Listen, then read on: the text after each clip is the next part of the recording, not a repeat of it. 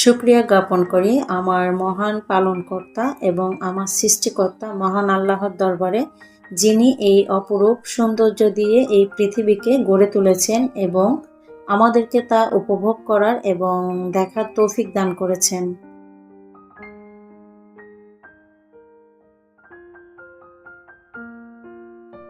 মধ্যবিত্ত পরিবারে ছোট্ট সংসারে আপনাদের সবাইকে আরো একবার স্বাগতম। আসসালামু আলাইকুম, আমি লিলি, বাংলাদেশি ব্লগার লিলিস ফ্যামিলিতে সবাইকে আরো একবার স্বাগত জানাই। কাছে কিংবা দূরে, দেশে বা দেশের বাইরে, যে যেখান থেকে আমার আজকের ভিডিওটি দেখছেন, আশা করি সবাই আল্লাহর অশেষ রহমতে ভালো আছেন, সুস্থ আছেন।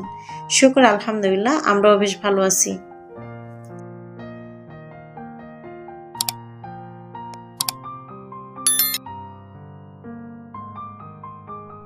এই যে প্রতিদিনের ছোট ছোট কাজগুলো থাকে, সেগুলো নিয়ে আজকের ভিডিও সাজানোর চেষ্টা করছি। আশা করি আপনাদের কাছে ভালো লাগবে। ভালো লাগলে প্লিজ ছোট্ট একটা লাইক দিয়ে ভিডিওটি কন্টিনিউ করবেন। আপনি যদি আমার চ্যানেলে নতুন হয়ে থাকেন, আমার চ্যানেলটা সাবস্ক্রাইব করে নেবেন, পাশে থাকা অল অপশনটি চালু করে দিবেন। যে কোনো সময় নতুন ভিডিও আপলোড দিলে নোটিফিকেশন পৌঁছে যাবে আপনার কাছে। আপনি আপনার মূল্যবান সময় এবং সুযোগ বের করে আমার ভিডিওটি দেখে নিতে পারেন। যারা অলরেডি এই কাজটা করে দিয়েছেন, সবাইকে অসংখ্য ধন্যবাদ। ইদানিং আমার বাসায় সব রান্না কিন্তু ইলেকট্রিক চুলায় হয়, কারণ বাসায় গ্যাস না থাকাতে একমাত্র ইলেকট্রিক চুলাই হচ্ছে ভরসা। ইলেকট্রিকেরও কিন্তু অনেক ট্রাবল বা অনেক প্রবলেম দেখা দিছে, যার কারণে রান্নাটা কমপ্লিট না হওয়া পর্যন্ত একটা টেনশনের মধ্যে থাকতে হয়। বাসায় যেহেতু ছোট বাচ্চা আছে, নিজেরা আছে, খাওয়া দাওয়ার একটা বিষয় থাকে, সেই জন্য চেষ্টা করি সবসময় সকালবেলা আগে রান্নাটা কমপ্লিট করি, পরে হচ্ছে যে ঘরের অন্যান্য কাজগুলো থাকে সেগুলো করার চেষ্টা করি। চা নাস্তা খাওয়ার পরে কিন্তু এখানে কিছু তিতা করলা ভাজি করব, যার কারণে তিতা করলা ওটা আমি হচ্ছে রান্নাতে বসাই দিছিলাম। তিতা করলা আর আলু আমরা অনেকেই একসাথে রান্নাতে বসাই দিই বা ভাজি করতে বসাই দিই। এক্ষেত্রে আমি বলবো, অনেক সময় দেখবেন তিতা করলার আলু ভাজি করতে গেলে কিন্তু আলুটা গলে একদম মিশে যায়, যার কারণে হচ্ছে আমি আগে তিতো করলাটা হালকা একটু রান্নাটা মানে সিদ্ধ হয়ে যাওয়া পর্যন্ত করে নিই, তারপর হচ্ছে আলুটা অ্যাড করি। এতে করে দেখা যায় আলুটা একদম মিশে যায় না, একটা ভাজি করার মধ্যে যেরকম থাকা উচিত সেরকমই থাকে। রান্নাটা বসাই দিয়ে চলে আসছি রুম গুছাতে। একটা মেয়ের সংসারের একটা কাজ করে যে অবসরে বসে থাকবে এমনটা কিন্তু একদমই না।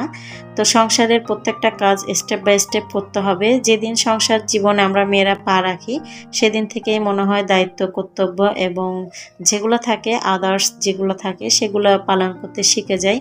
তো এটা কিন্তু আমাদের প্রত্যেকটা মেয়ের মধ্যে নিজে থেকেই সৃষ্টি হয়ে যায়। এগুলো কিন্তু কাউকে বলে দিতে হয় না যে এই কাজটা করো বা এটা করতে হবে বা এটা তোমার স্বামীর জন্য ভালো বা মন্দ, বাচ্চাদের জন্য। এই জিনিসগুলো কিন্তু একটা মেয়ে যখন স্ত্রী হয় তখন কিন্তু তার স্বামীর দায়িত্ব নিতে বা সংসারের অন্যান্য যারা থাকে তাদের দায়িত্ব নিতে শিখে যায়। একটা মেয়ে তারপরে যখন মা হয়, তারপরে কিন্তু তার সন্তানের প্রতি যে দায়িত্ব বা কর্তব্য সেগুলোও কিন্তু সে পালন করতে শিখে যায়।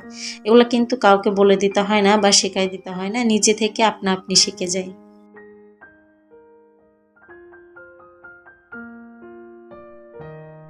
এই যে কাপড় চোপড় গুছিয়ে নিচ্ছি, অন্যদিকে কিন্তু রান্না বসাই দিছি। আমার কিন্তু চুলায় রান্নাটা হচ্ছে, আর এর ফাঁকে কিন্তু কাপড় চোপড় গুছানো, রুম গুছানো এগুলোও করে নিচ্ছি। ফাঁকে ফাঁকে গিয়ে কিন্তু আমার রান্নাটা কতটুকু হচ্ছে সেটাও দেখতেছি।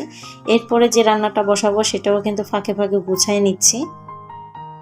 এভাবেই কিন্তু আমরা স্টেপ বাই স্টেপ মেয়েরা যদি সংসারের কাজগুলো করে থাকি বা বাচ্চাদের খেয়াল রাখা বলেন, অন্যান্য পরিবারের সদস্যদের খেয়াল রাখা বলেন, প্রত্যেকটা কাজ যদি আমরা নিয়ম মেনে বা স্টেপ বাই স্টেপ করার চেষ্টা করি, তাহলে দেখবেন সব কাজ এবং পুরো সংসারটা সবসময় দেখবেন যে গুছালো এবং পরিপাটি থাকবে, এবং আপনার যে বাড়তি সময় দেওয়ার দরকার বা ওই বাড়তি সময়টা দিতে হবে না। আপনি দেখবেন যে স্টেপ বাই স্টেপ বা নিয়ম মেনে যদি কাজ করেন, কাজ করে আপনি আরও রিল্যাক্সে বসে থাকার মতো সময় পাবেন, হাতে বসে সময় কাটাতে পারবেন। আমি কিন্তু এভাবেই করি। দেখেন, আমি ঘর গোছানোর পরে ঘর ঝাড়ু দিয়ে পরিষ্কার করে এসে কিন্তু ভাত বসাবো এখন। আমার কিছুটা রান্না গোছানো শেষ। তো এখানে হচ্ছে কিছু ধোয়া পালা ছিল, সেগুলো হচ্ছে আগে ধুয়ে নেব, তারপর হচ্ছে চালগুলো ধুয়ে আমি চুলায় ভাতটা বসাই দিব।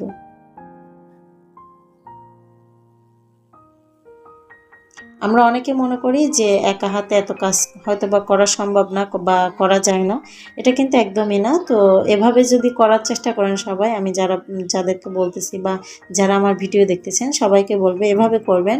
একটা কাজ করার পরে আরেকটা কোনটা কাজ করতে হবে বা আপনার কোন কাজটা আছে বাকি সেই কাজটা করতে হবে সেটা মাথায় সেট করে নিতে হবে, তাহলেই কিন্তু কাজ করে আপনি এগোতে পারবেন। আপনার কাজ জমা থাকবে না, সব কাজই দেখবেন অনায়াসে খুব তাড়াতাড়ি আপনি কমপ্লিট করে ফেলতে পারবেন।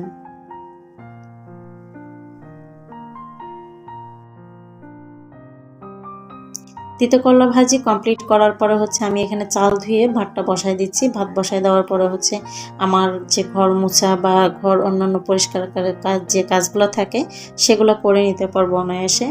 এর ফাঁকে কিন্তু ইলেকট্রিক চলে গেছে আর ভাতের চালটাও কিন্তু চুলায় বসাইছি মাত্র। তো ইলেকট্রিক চলে যাওয়াতে আমি হচ্ছে কিচেনের কাজগুলো রেখে দিছি, এগুলো হচ্ছে ইলেকট্রিক আসলে এখানে করব। এই সাইডে জানালার পর্দাটা সরাই দিছি একটু হাওয়া বাতাস আসার জন্য। আর গাছের ইনডোরে যে গাছগুলো আছে সেগুলো আজকে 2-1 দিন ধরে হচ্ছে পানি দেওয়া হয়নি, সেগুলো একটু পানি স্প্রে করে পরিষ্কার করে নেব।